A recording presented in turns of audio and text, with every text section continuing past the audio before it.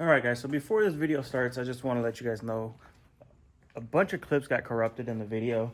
I'm not sure why, but I'm still going to show you guys the process of what we did and show you the clips that aren't corrupted, which is still a lot of clips.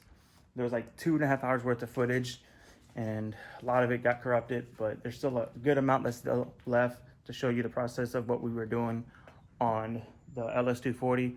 But there's a lot of footage of get to the point of getting the car here, issues that we had trying to get it started, things like that. But we did a lot of stuff to this car to get it ready for an event that's coming up here in about a week or so. But I'm sorry, it shouldn't happen again. But I still want to get this video out because we did do a good amount of work on this car, and it was something that needed to be done before we can move forward with the process of what we're doing on the car. So sorry, but I hope you all enjoyed this video. So check out these clips.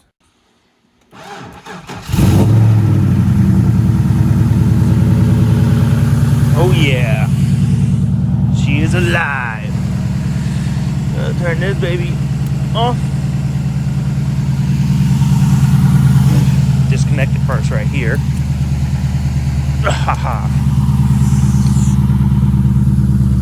We gotta do it quick because it's running off battery. Oh yeah.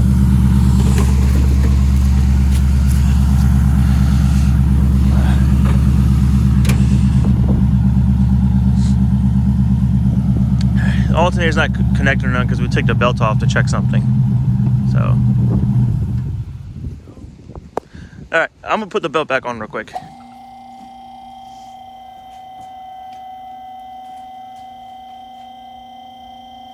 sucks is when I put the drop knuckles on, I'm gonna have to get it aligned again, and the front's gonna have to come down too.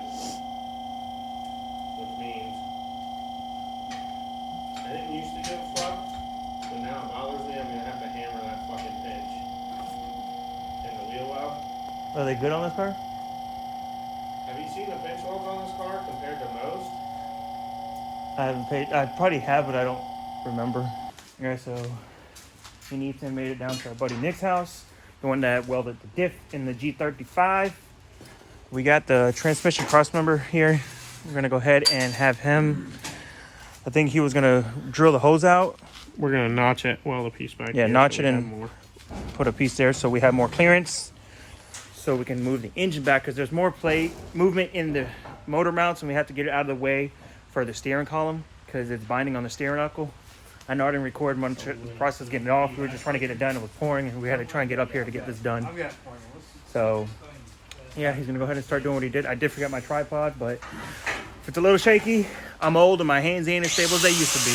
All right, so went ahead and cut it out, and what we're gonna do, we're gonna weld a piece behind here so it gives it more of a movement. You have a piece of angle. It is a little thick, but what we'll do, You'll just grind it back down to Yeah, got it all the cleaned, beveled, got a little piece of material, and then Just hot shot 3/8. welder is gonna weld her up.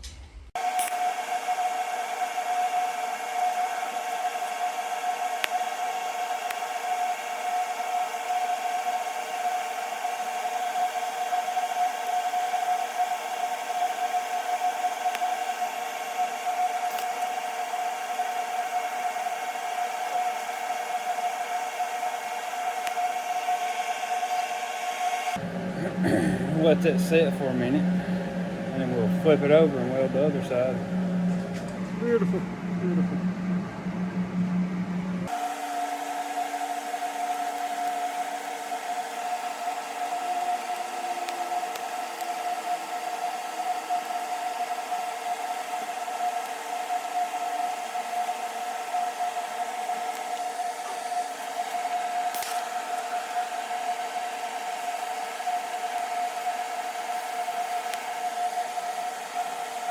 All right, guys, so we got the engine pulled back as far as we could get it, or at least what we needed it to. Got that cross member put in, as you can see. Worked great. Good clearance everywhere. So the only issue we're having now is it's not binding up no more. The steering knuckle, I'll go in there and show you. The steering knuckle was hitting on the header because he's got rack spacers on it, like solid rack spacers. So there's no movement in it, but it was hitting on the header, the joint for the knuckle joint, I guess you could say, for the steering column. And That's the issue we were running into. It was like binding up on it and locking the steering. So it's not hitting no more, but it's still very close for comfort, especially with the engine torques and stuff. Like, especially being a drift car, you know, in and out of throttle, the engine's gonna torque a lot. So I'm gonna get the Dremel and I'm gonna just take a little bit of material off of that joint just to be sure that it doesn't hit nothing. And then we can go ahead and get the car on the ground. And then we did it. Go ahead and move some of these fuel lines up because we noticed they were touching, well, close to the header. So I put a couple zip ties on there. I'm gonna cut these clean off. But yeah, everything's all good. And then I checked all these bolts for the header because, you know, the gasket was new, and after it gets a heat cycle on, they kind of shrink. So you just got to make sure everything's snug and tight. So tighten those all up. Everything else is looking good. So yeah, I'm gonna go ahead and get the grinder or the Dremel and go ahead and hit that little knuckle right there. I know you probably can't see it too well, but that knuckle there. There's a little spot I'll show you down there that's rubbing that we got a clearance. All right, so you can see right there, you can see where it was hitting when you turn the wheel.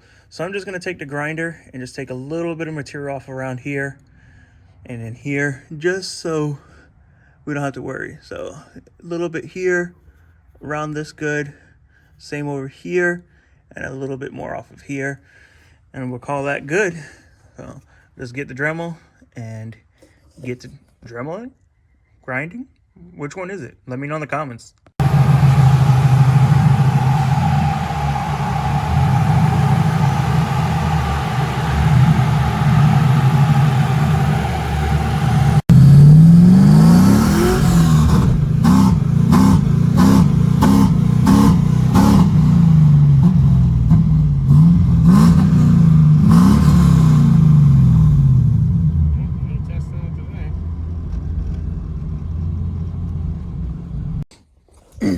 Alright guys, so as you saw, we tried to go drive the thing, but apparently it's out of gas. We put 20 bucks in gas in this thing not long ago. Well, it's been a while, but the car doesn't get driven, obviously. You guys know that. But it's out of gas. Gas gauge doesn't read right, so don't say, oh, you check the gauge, blah, blah, blah. Yes, we know. The gauge doesn't read properly, okay? The car swapped, all right? Yeah, we put 20 bucks in it the last time we got it out and stuff, and we made a video of everything on this car, and it's out of gas. But 240s are great on gas, but when you LS swap them, I guess they don't last that long. But I guess that's gonna be in this video, guys. I'm not sure how much footage or how much I recorded, because we're just trying to get this done because there's an event coming up that we're trying to get this car ready for, and coming up quick. So I'm sure you guys heard T-Pain is hosting a drift event out in Georgia. Well, we are in Georgia, but in Georgia, and we're trying to get this there. So we got a lot of stuff still to do. We got to do drop knuckles on it, all new suspension that we got for the car. Well, control arms, all new rear control arms. But yeah, we got to do some more work on the back of the car. We got new ISR control arms and everything, drop knuckles, hydro, all that we got to put in it, and see if he still wants to swap out the intake manifold for this thing and get a throttle body. If so, I'm gonna reach out to Max Speed and Rods to get another throttle body for it. So yeah, but with that being said, guys, I'm gonna go ahead and end this video and get to editing videos so I can start pushing some videos again. But yeah, if you all enjoyed this video, be sure to hit that thumbs up button. If you're not yet subscribed, please consider subscribing to the channel, and we will catch y'all on the next one. Peace out and God bless.